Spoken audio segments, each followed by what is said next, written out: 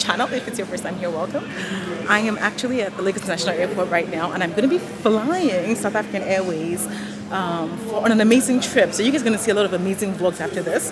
If you guys are not aware, South African Airways is like the national carrier for South Africa, the country. It's going to be my fourth time, I believe, in South Africa, and I'm super excited about this. And I know you guys are going to be, because I'm going to be showing you so many amazing things. But this first video is going to be just sharing my experience on South African Airways for you guys to sort of know what to expect in the economy cabin. I believe it's about a 5.5-hour flight to Johannesburg. I'm going to be connecting going to Durban, but this review is just going to be on South African Airways. Let me know in the comment section if you guys have ever flown South African Airways before. I've flown it, I think, years ago when I was super young, but I don't remember the experience. I'm actually quite excited about this. Make sure to subscribe if you're new and give this video a huge thumbs up. See you guys. South African Airways, as at the time I was flying from Lagos to Johannesburg 3 times a week, Wednesdays, Fridays, and Sundays. The typical flight time is around 10 p.m. at night, but due to operational issues, we were rescheduled to leave at 2:45 a.m. in the morning, which we were informed days before the flight. I believe their normal schedule of 10 p.m. is going to hold until the end of October. A different plane was provided for us, an A340. The check-in process went smooth. I was able to check in with a premium check-in because I am a Star Alliance Gold member, and South African Airways is a member of Star Alliance. This entitled me to an extra 23 kilos. On getting to immigration, the queue I met with was absolutely crazy. It took me 1 hour to go through immigration. I then made my way to the South African Airways Premium Lounge, which is a Star Alliance lounge, so I was able to gain access for free with my gold status. It's important to note that this lounge is not owned by South African Airways. Its name is New Rest Lounge, and they have a partnership with them. Overall, New Rest Lounge is a decent lounge, but I felt their food could have tasted better taste-wise. But the great feature of the lounge was that there was unlimited food and drinks, so you had to sort of serve yourself. After spending 4 hours or more in the lounge, I made my way to the boarding gate. We made use of the same gate that British Airways typically uses, and of course the waiting area here is always packed because of the limited space. Let's all pray they open up the new terminal to more airlines like South African Airways. I know currently Air Peace is flying from there. On boarding the plane, I passed through the premium cabin before making my way to the economy cabin, which was a huge cabin with, I believe, 215 seats. I believe because of operational issues, we were provided with an older A340, which isn't typical for this route. Let's move on to my cabin, the economy cabin. Let me first say this cabin was absolutely huge, and my seat number was 70A. The economy cabin had a 242 configuration with 2 seats an aisle, 4 seats an aisle, and 2 seats. Before we took off, the plane was sprayed.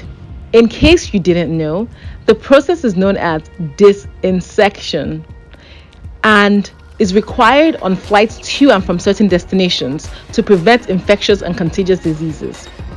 It's actually mainly sprayed in countries where diseases are spread by insects such as malaria and yellow fever. Let's talk about the economy cabin product on South African Airways. The entertainment screen size was small, as one would expect. You could rotate the screen at different angles for better viewing.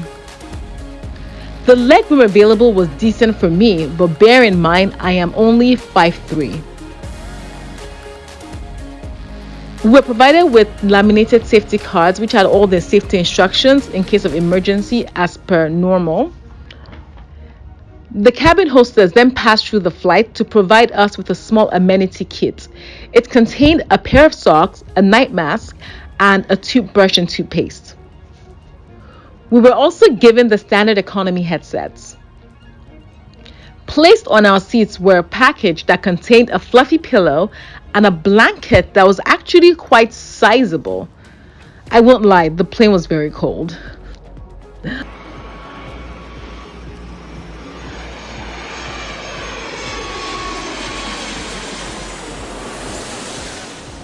Not long after takeoff, the cabin main lights were switched off. Within the armrest was a remote control. It had a phone at the back. Do you guys remember these style of remotes where you could call people from the plane? Actually, I would love to know, have you guys ever called anyone from a plane using these before? Not long after, we were served drinks and snacks. Let's talk quickly about the in-flight entertainment system. It had a decent selection of movies. I didn't watch any because at the time it was around 4 a.m. in the morning.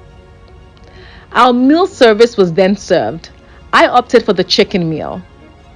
With that, I received a bread roll, some cracker biscuits, cheese, pasta salad, and a dessert.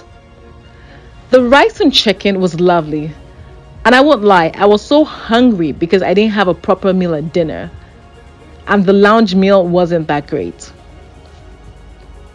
I should add that we had to wear our nose mask throughout the flight, as South Africa still had some strict rules with regard to the COVID pandemic.